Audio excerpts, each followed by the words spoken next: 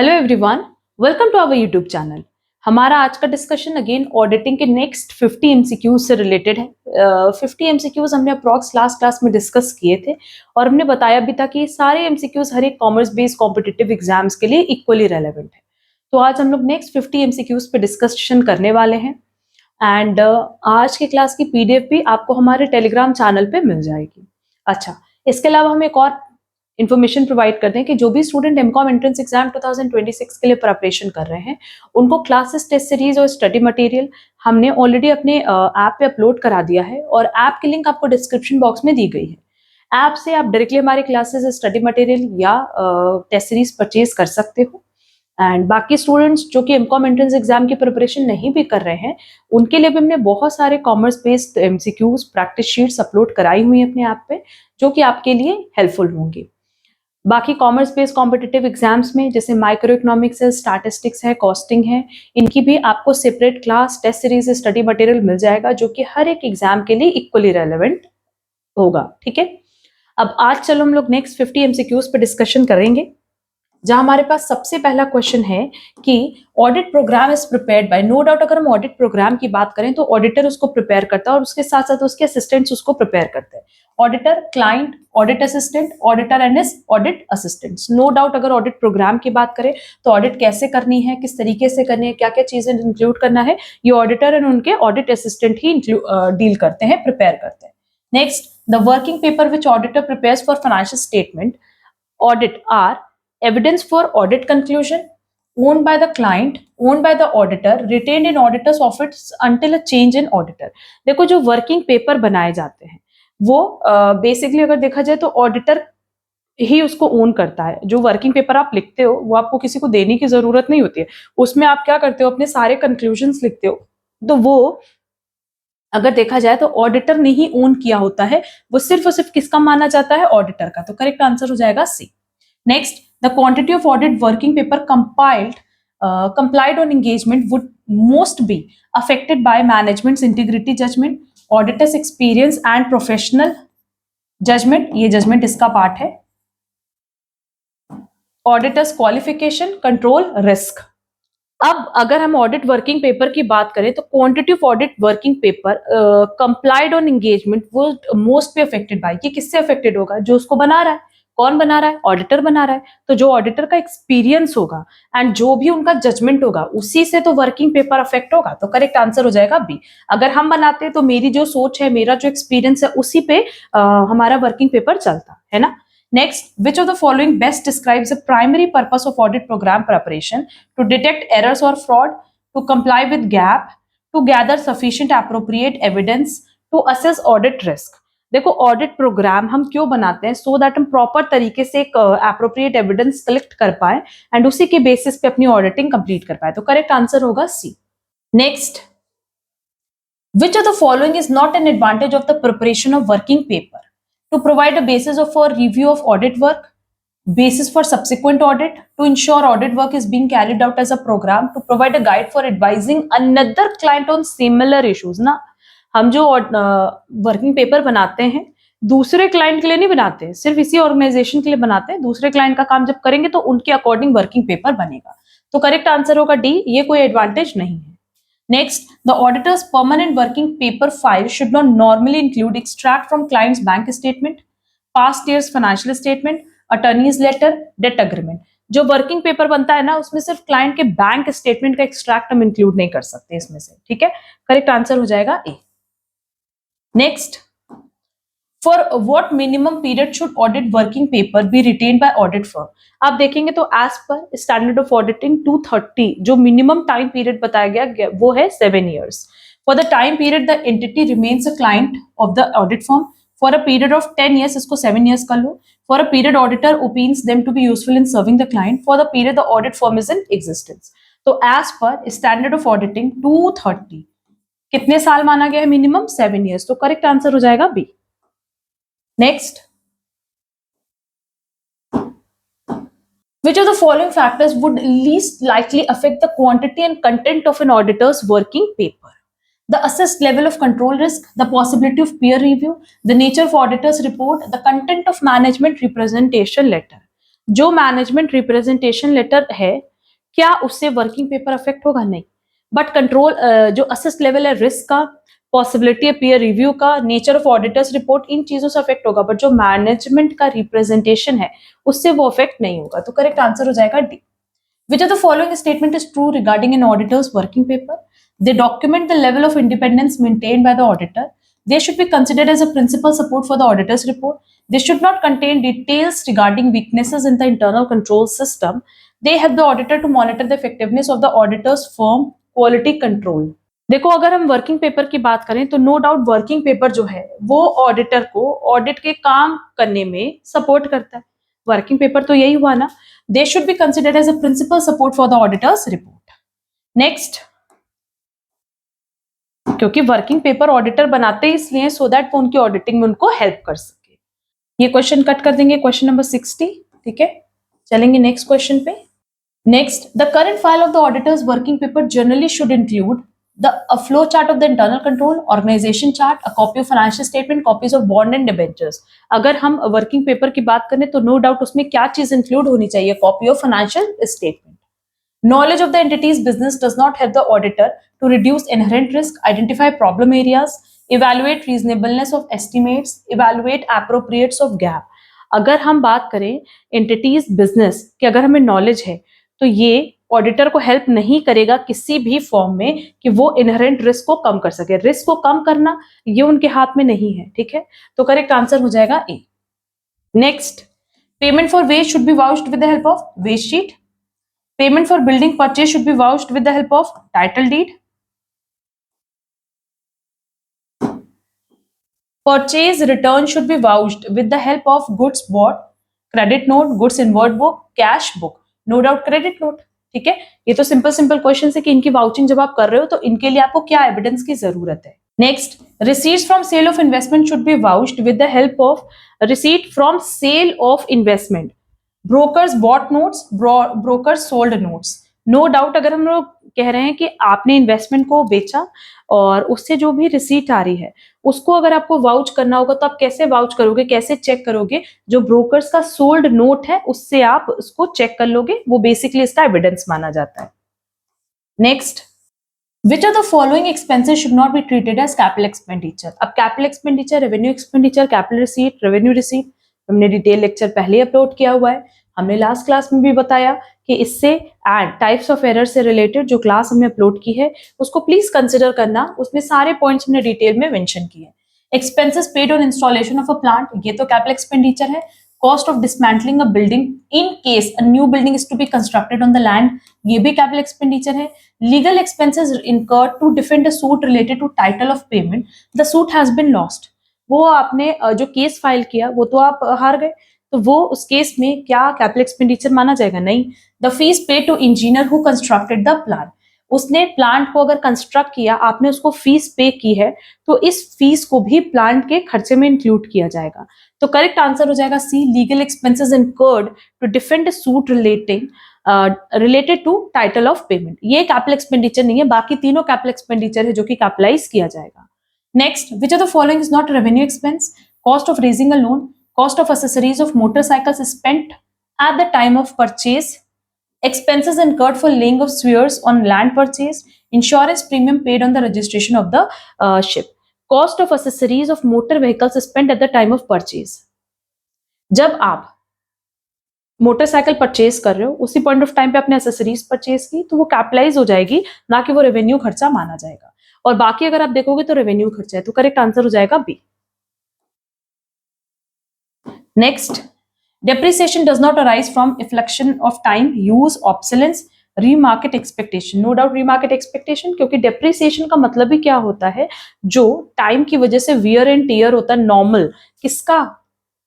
Fixed asset का? नहीं, fixed asset में भी दो चीजें आती हैं, एक आता है टैंजिबल फिक्स्ड एसेट, एक आता है इंटैंजिबल फिक्स्ड एसेट। जो टैंजिबल फिक्स्ड एसेट है उसके लिए हम लोग टर्म यूज करते हैं डेप्रिसिएशन, और इनटैंजिबल फिक्स्ड एसेट के लिए टर्म यूज करते हैं अमोर्टाइजेशन। ठीक है, तो यहाँ हम टैंजिबल फिक्स्ड एसेट की बात कर रहे हैं कि जो उसका नॉर्मल वियर एंड टीयर होता है, ऑब्सोलेंस होता है, मतलब जैसे कोई मार्केट में नई चीज आ गई, उसी पैटर्न पे उसी फीचर का कुछ नया प्रोडक्ट आ गया तो कहीं ना कहीं आपका प्रोडक्ट क्या होगा, ऑब्सोलीट हो जाएगा, पुराना हो जाएगा। उसकी वजह से आपके प्रोडक्ट की वैल्यू जब घटती है, एसेट की वैल्यू घटती है, तो उसको हम कहते हैं डेप्रिसिएशन। ठीक है, तो करेक्ट आंसर हो जाएगा डी, रीमार्केट एक्सपेक्टेशन। ये कंसिडर हम यहाँ नहीं करेंगे। Clear. Next, which of the following schedule of the Companies Act 1956 deals with depreciation? क्या अब हमें कंपनीज एक्ट 1956 देखना है? नहीं, अब हमें देखना है कंपनीज एक्ट 2013 और इसमें डील किया गया है स्केड्यूल 2 में। तो क्या हमें ये याद रखना है? हाँ। नेक्स्ट, स्केड्यूल 14, अगेन यहां हम लिखेंगे स्केड्यूल 2, क्योंकि कंपनीज एक्ट 1956 में जो डेप्रिसिएशन डील किया गया था वो 14 में डील किया गया था, but as per companies act 2013 वो सेक्शन स्केड्यूल 2 में डील किया गया है। तो ये क्वेश्चन बेसिकली डेप्रिसिएशन का है और लिखा है कि schedule 2 has prescribed rates of depreciation for double shift and triple shift working for which one of the following asset. देखो यहाँ पे ये हम असेट की बात नहीं कर रहे हैं, जो स्केड्यूल 2 है एज पर कंपनीज एक्ट 2013, अब इसमें ना शिफ्ट के अकॉर्डिंग डेप्रिसिएशन नहीं चार्ज किया जाता। बस ये बोला गया है कि जो भी यूजफुल लाइफ है वो सिंगल शिफ्ट के लिए होगी, अगर डबल शिफ्ट है तो आप 50% से बढ़ा दो डेप्रिसिएशन को, और ट्रिपल शिफ्ट है तो 100% से बढ़ा दो अपने डेप्रिसिएशन को। अब ये पॉइंट हमें कंसिडर करना था, इसलिए हमने क्वेश्चन नंबर 71 यहाँ कट नहीं किया है। ठीक है, क्योंकि बहुत बार हमने बोला ना कि होता यही है कि आपके पास जो क्वेश्चंस हैं, आपके पास जो बुक्स अवेलेबल हैं, इनफैक्ट एग्जाम में भी जो पुराने स्केड्यूल हैं एज पर कंपनीज एक्ट 1956 उनको कंसिडर कर लिया जाता है, और आप लोग उसमें कंफ्यूज हो जाते हो कि ये 2013 में क्या है एंड 1956 में क्या है। तो हम यहाँ दोनों को कंपैरेटिवली बता दे रहे हैं, सो दैट कोई भी पॉइंट आपसे एग्जाम में पूछे तो आप इजिली कवर कर पाओ। क्वेश्चन नंबर 72 कट कर देंगे। 73 देखो, a company has bot patents, which of the following method is more suitable for providing depreciation on their. अगर हम पेटेंट्स की बात करें तो पेटेंट्स के लिए जो जनरली यूज होता है वो एसएलएम मेथड यूज होता है, तो करेक्ट आंसर हो जाएगा A. Next, which of the following is a revenue reserve? Capital redemption reserve, security premium reserve, debenture redemption reserve, capital reserve. देखो, capital redemption reserve, security premium और capital reserve, ये तो हमारा रेवेन्यू रिजर्व नहीं है, ये हमारा कैपिटल रिजर्व है। एंड डिबेंचर रिडम्पशन रिजर्व ये हम लोग मानते हैं क्या, रेवेन्यू रिजर्व। तो करेक्ट आंसर हो जाएगा C. Next, which of the following will not lead to creation of secret reserve? Under valuation से होगा, charging capital receipt to revenue में भी सीक्रेट रिजर्व बनेगा, goods sent on consignment being shown as actual sales. नहीं, अगर आपने consignment में goods भेजा और वो एक्चुअल सेल के तौर पे दिखा भी रहे हैं तो भी वो सीक्रेट रिजर्व को नहीं बनाएगा। ठीक है, charging higher rate of depreciation on fixed asset, हाँ, तो ये इन तीनों केसेस में आप क्या कर रहे हो, कहीं ना कहीं ओवर वैल्यूएशन या अंडर वैल्यूएशन कर रहे हो, तो उसकी वजह से सीक्रेट रिजर्व बनता है। क्लियर, तो करेक्ट आंसर हो जाएगा C. Next, who is responsible for the appointment of a statutory auditor of a limited company? Directors of the company, members of the company, the central government or all of the above? अगर हम बात कर रहे हैं statutory auditor की, तो statutory auditor को कौन अपॉइंट करता है, कंपनी के मेंबर्स अपॉइंट करते हैं, तो करेक्ट आंसर हो जाएगा बी। नेक्स्ट, अब यहाँ पे भी देखो हमने सेक्शन आप लोगों के लिए चेंज नहीं किया था, सो दैट आप लोग यहाँ पे चीजों को अच्छे से रिटेन कर पाओ। Which of the following section deal with qualification of the auditor? यहाँ हम कंपनीज एक्ट 1956 की बात नहीं कर रहे हैं, यहाँ हम बात करें कंपनीज एक्ट 2013 की। 1956 में 226 सबसेक्शन 1 एंड 2 में कंसिडर किया गया था क्वालिफिकेशन, एंड 226 3 एंड 4 में डिस्क्वालिफिकेशन कंसिडर किया गया था।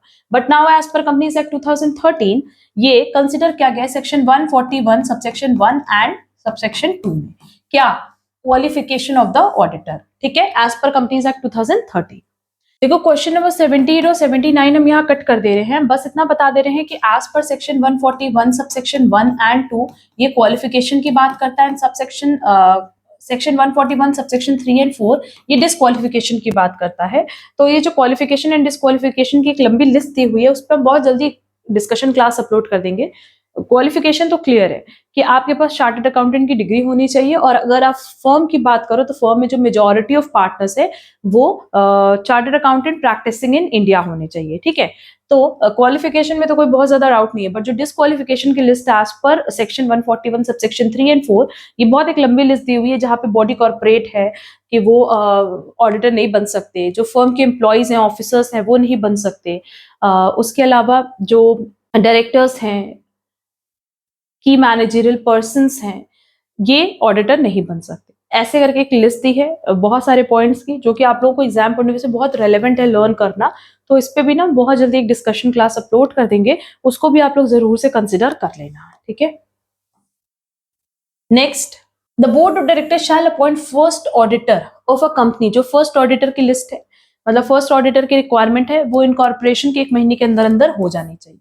करेक्ट आंसर हो जाएगा D, within 1 month of incorporation of the company. Next, the term of the auditorship of first auditor would be from the date of appointment till, जो पहला auditor है वो जिस दिन उसको अपॉइंट किया गया तब से लेकर के जो पहली एनुअल जनरल मीटिंग का कंक्लूजन आएगा तब तक सीट होल्ड करके रखेंगे। The conclusion of first annual general meeting correct answer होगा। Next, in case the directors fail to appoint first auditor, the shareholder shall appoint them at dash by passing a resolution. तो इस case में अगर जो board of director है वो first auditor को appoint ना कर पाए तो उस केस में क्या होता है कि जो शेयर होल्डर है वो उनको अपॉइंट कर लेते हैं जनरल मीटिंग में। ठीक है, करेक्ट आंसर हो जाएगा ए। अच्छा, और जैसे बेसिकली क्या होता है कि जो बोर्ड ऑफ डायरेक्टर्स होते हैं उनको 30 डेज का टाइम पीरियड मिलता है फर्स्ट ऑडिटर अपॉइंट करने में। अगर वो फेल हो जाते हैं तो शेयर होल्डर अपॉइंट कर सकते हैं विद इन 90 डेज। बट ये जो है ये किस तरह की जनरल मीटिंग में वो अपॉइंट करेंगे? Extra ordinary general meeting. अब क्योंकि हमारे पास ऑप्शन में सिर्फ जनरल मीटिंग दिया था इसलिए हमने करेक्ट आंसर बोला कि ए जनरल मीटिंग होगा, बट जो एग्जैक्टली करेक्ट आंसर होगा वो होगा EGM। ठीक है, नेक्स्ट क्वेश्चन नंबर 83 हम कट कर रहे हैं, 84 पे आएंगे।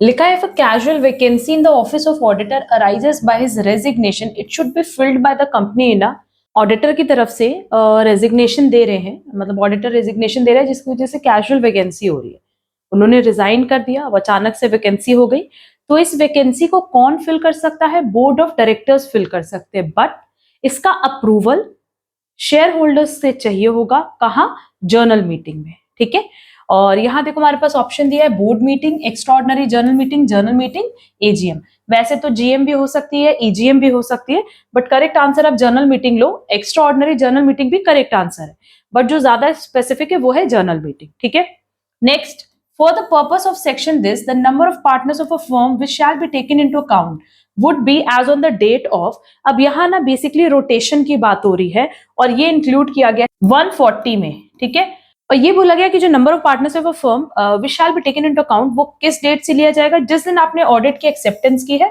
उस डेट से। ठीक, यहाँ देखो सेक्शंस भी हम करेक्ट करते जा रहे हैं सो दैट आप लोग को ये समझ में आ जाए कि पुराने जो सेक्शंस थे कंपनीज एक्ट 1956 के अंडर वो कौन से थे एंड कंपनीज एक्ट 2013 में कौन से हैं। नेक्स्ट क्वेश्चन नंबर 86 कट कर देंगे, 87 कट कर देंगे। जो क्वेश्चन रेलेवेंट हम वही बता रहे हैं।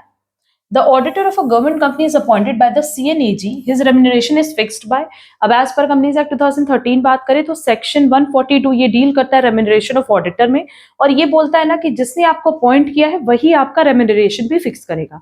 जैसे फर्स्ट ऑडिटर है तो उनको अपॉइंट करते हैं बोर्ड ऑफ डायरेक्टर्स, तो बोर्ड ऑफ डायरेक्टर्स ही उनके रेम्यूनरेशन को भी फिक्स करेंगे। ठीक है, तो यहाँ गवर्नमेंट कंपनी है जो कि ऑडिटर कौन अपॉइंट करा है? CNAG, तो नो डाउट उनका रेम्यूनरेशन भी कौन फिक्स करेगा? CNAG। करेक्ट आंसर हो जाएगा ए। The section which contains provisions regarding remuneration of the auditor is section 142 as per Companies Act 2013। Learn कर लेना।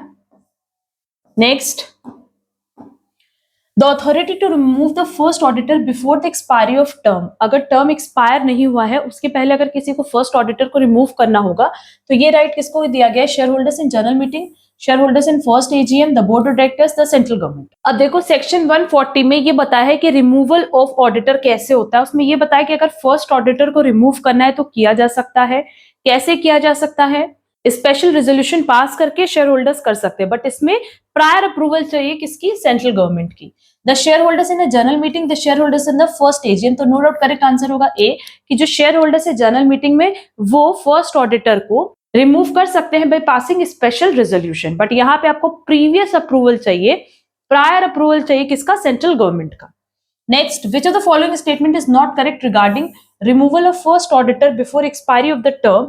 ही इज रिमूव्ड एट GM में तो रिमूव होते ही है, शेयर होल्डर्स के पास अथॉरिटी है। हाँ, the approval of the central government is required for such removal. Approval नहीं, प्रायर अप्रूवल, प्रायर अप्रूवल चाहिए। ठीक है, और जो प्रोविजन है वो किस सेक्शन में दिया हुआ है? सेक्शन 142 नहीं, सेक्शन 140।